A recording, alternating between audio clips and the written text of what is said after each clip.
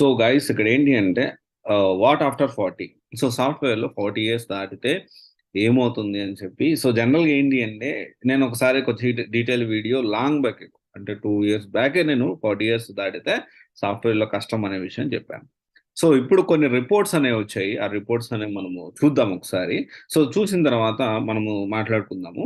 And ఇంకొక విషయం ఇప్పుడు 50 ఇయర్స్ అంటే ఇండియా ఐటీ ఎంప్లాయీస్ చూసుకుంటే 1-1.25% యావరేజ్ అంటే 50 సంవత్సరాలు పైబడిన వాళ్ళు అంటే సాఫ్ట్వేర్ ఇండస్ట్రీలో 50 సంవత్సరాలు పైబడిన వాళ్ళు 1-1.25% మందే ఉన్నారు.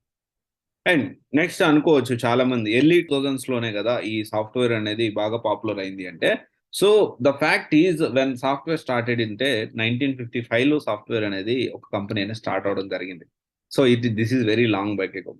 అండ్ సరే మనం అనుకోవచ్చు ఏం సార్ మీరు ఇండియా గురించి మాట్లాడుతూ ఉన్నారు అండ్ 50% మోర్ దాన్ 50% 30 ఇయర్స్ కంటే తక్కువ ఉన్నోళ్ళు అంటే 30 సంవత్సరాల కంటే తక్కువ ఉన్నోళ్ళ సంఖ్య అంటే పర్సంటేజ్ వచ్చేసి 50% పైనే అరౌండ్ 52 అలా ఉంది.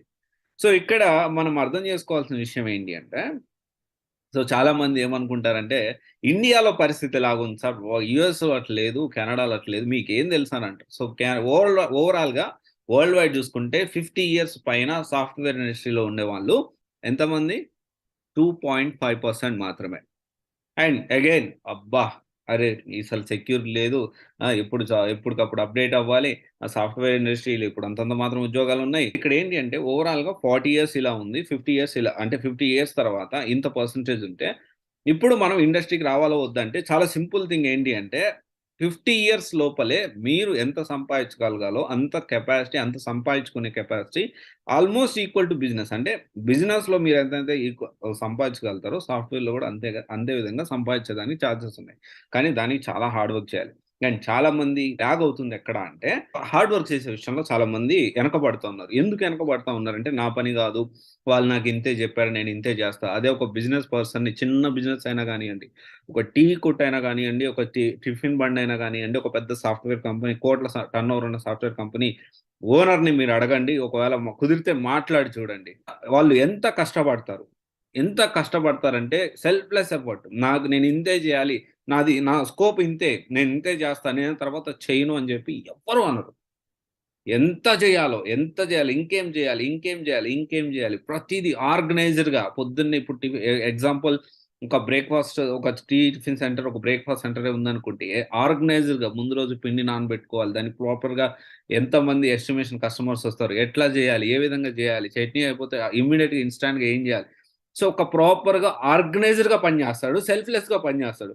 బట్ ఏంటి అంటే సాఫ్ట్‌వేర్ ఇండస్ట్రీలో ఎంప్లాయీస్‌కి కూడా అంతే స్కోప్ ఉన్నప్పటికీ ఆలోచించే విధానం ఏంటి అంటే నా స్కోప్ ఇంతే, నా వర్క్ ఇంతే, వీళ్ళిచ్చే సాలరీకి నేను ఇచ్చేసుడే ఎక్కువ అని వాళ్ళు ఎంప్లాయీస్ అనుకుంటారు.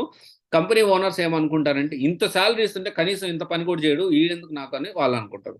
ఇక్కడ వాళ్ళ గురించి మీరు ఆలోచించకుండా మీరు సెల్ఫ్‌లెస్‌గా ఎప్పటికప్పుడు అప్‌డేట్ అవుతా, కొత్త విషయాలు నేర్చుకుంటా, మీరు వర్క్ చేస్తూ ఎప్పటికప్పుడు అంటే 2 ఇయర్స్‌కి ఒకసారి కంపెనీ మారుతూ ఎప్పటికప్పుడు మీ స్కిల్స్ అప్‌గ్రేడ్ చేసుకుంటే మీకు వర్కౌట్ అవుతుంది. కష్టపడకుండా నా స్కోప్ ఇంతే, నేను ఇంతే చేస్తాను, నేను ఇంతకంటే ఎక్కువ చేయనంటే అది కష్టమైపోతది. సో, ఆలోచించాలి. ఇవన్నీ మీరు ఆలోచించి మీరు డెసిషన్ తీసుకోవాలి. అంతేగాని ఇప్పుడు ఈ రిపోర్ట్ రాంగానే 50 సంవత్సరాల పైన 1% నుంచి 1.25% ఇండియాలో ఉంటే ఓవరాల్‌గా వరల్డ్ వైడ్‌లో చూసుకుంటే 2.5% ఉంది. సో, 50 ఇయర్స్‌కే నాకు ఇన్‌కమ్ ఆగిపోతే ఎలా అంటే ఈ లోపలే నువ్వు ఏం చేయాలో అన్నీ చెయ్యి. మాక్సిమం లెవెల్‌కి నువ్వు రీచ్ అవ్వు. రీచ్ అయిన తర్వాత ఆల్టర్‌నేట్ అనేది ఆలోచించుకో. Siraj signing off CSA guidance private limited. One stop solution for all job oriented courses. Thanks.